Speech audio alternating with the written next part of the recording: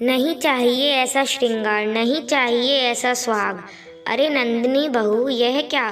पैरों की बिछिया, हाथों की चूड़ियाँ कहाँ हैं? ऐसे ही चली आई कमरे से बाहर? जाकर ढंग से तैयार हो। माँ जी, दरअसल हाथों और पैरों पर घाव हो गए थे, इसलिए खोल दिए। कितने ही घाव क्यों ना हो जाएं, कभी सुहाग का श्रृंगार नहीं हटाना चाहिए। यह श्रृंगार ही तो एक स्त्री को पूर्ण स्त्री बनाता है। मेरा बेटा तेरा सुहाग है, उसकी लंबी उम्र के लिए तुझे श्रृंगार तो करना ही पड़ेगा। अब इतनी कोमल काया वाली भी मत बनो। जाओ, जाकर पहनो। पर मुझे बहुत दर्द हो रहा है। पर वर कुछ नहीं, घर की बहू हो, बहू की तरह ही रहो, और जो हो गया है चुपचाप करो। जी, ऐसा कहकर नंदिनी आंखों में आंसू लिए अपना मन महसूस कर चुपचाप कमरे में चली गई। नंदिनी तो क्या, कोई और भी उसकी सास कैलासी देवी के सामने बोल नहीं सकता। कैलासी देवी इस बड़ी सी हवेली की मालकिन, बिल्कुल दबंग स्वभाव की महिला, जो मुंह में आता है वही बोल देती। जब खुद शादी होकर आई थी तो सास तो थी नहीं, तो जैसा चाहा वैसे रही, लेकिन अब पक्की भारतीय सास बन चुकी है। कहने को नंदिनी इस बड़ी सी हवेली में 4 महीने पहले बहू बनकर आई थी। उस समय शायद उसे भी अपने भाग्य पर गर्व होता था। जो कहता था वह यही कहता था कि भाग्य तो ये लड़की लिखवा कर लाई है, जो इतनी बड़ी हवेली और खानदान की बहू बनी है। उसके माता पिता तक उसके भाग्य पर इतराते थे। आखिर इतराना जायज़ भी था। गांव के इतने बड़े जागीरदार की बहू और उनके बेटे की पत्नी बनने का सौभाग्य आखिर नंदिनी को ही तो मिला था। नंदिनी दिखने में बेहद खूबसूरत थी। दूध सा उजाला रंग, काजल से काले बाल, काया ऐसी कि हर नौजवान को लजा दे। जब जागीरदार ओम प्रकाश की नंदिनी पर नज़र पड़ी तो उसे देखते ही उन्होंने उसे अपने घर की बहू बनाने का निर्णय ले लिया। और जब यह रिश्ता उसके घर पहुंचाया गया तो उसकी माँ तो उसकी नज़र बार बार उतार रही थी। आखिर उनकी बेटी के भाग्य जो खुल गए थे, लेकिन भाग्य ना होकर दुर्भाग्य था।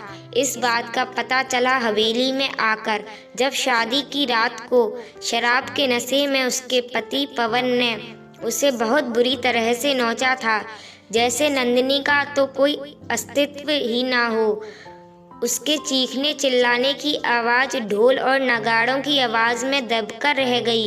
बाद में नंदिनी ने इस बारे में अपने माता पिता से भी बात की, पर कैलासी देवी के कहने पर उन लोगों ने भी इज्जत का वास्ता देकर उसे चुप करा दिया।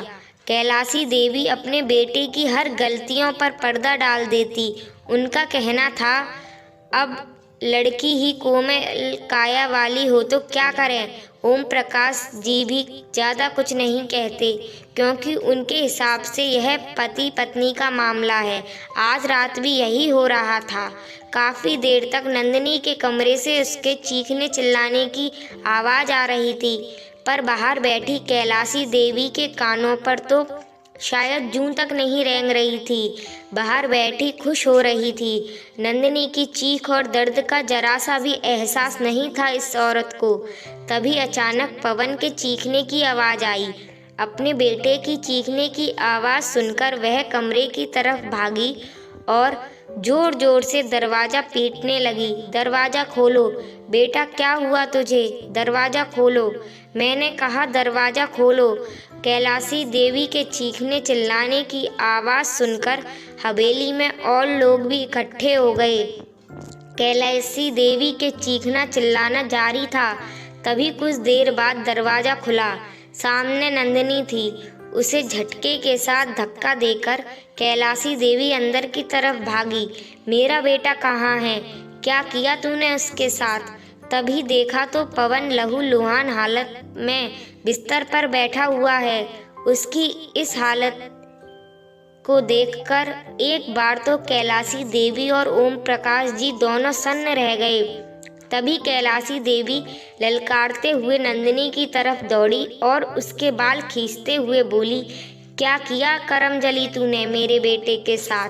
कैसी औरत है तू, अपने ही पति पर हाथ उठाती है। याद रख तू, वो तेरा सुहाग है, तेरे श्रृंगार का कारण भी वही है। तू पूर्ण स्त्री है क्योंकि वो है। जिस दिन वह नहीं होगा अधूरी रह जाएगी दुनिया में। वह स्त्री किस काम की जो अपने पति की इच्छाओं को ही पूरी नहीं कर सकती। बस करो, खबरदार जो मुझ पर हाथ उठाया तो। नहीं बनना मुझे पूर्ण स्त्री। क्या लगा रखा है यह पूर्ण स्त्री का तमाशा तुमने?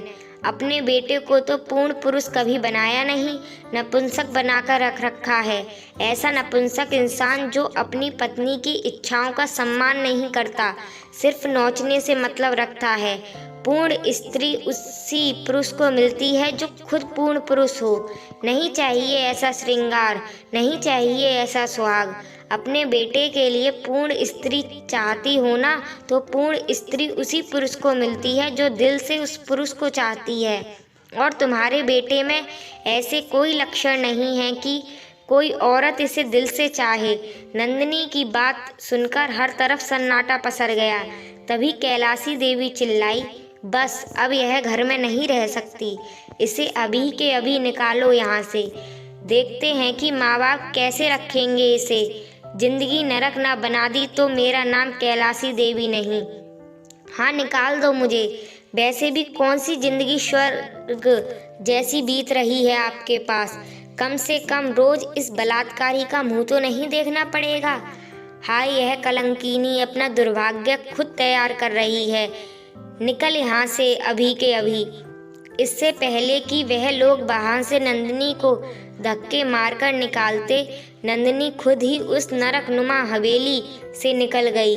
पता था माता पिता तो स्वीकार नहीं करेंगे, इसलिए माता पिता के पास ना जाकर वह पुलिस स्टेशन गई, अपनी सारी आप बीती बताई और सबको जेल करवाई। उसके बाद एक नई शुरुआत की तरफ कदम रखा।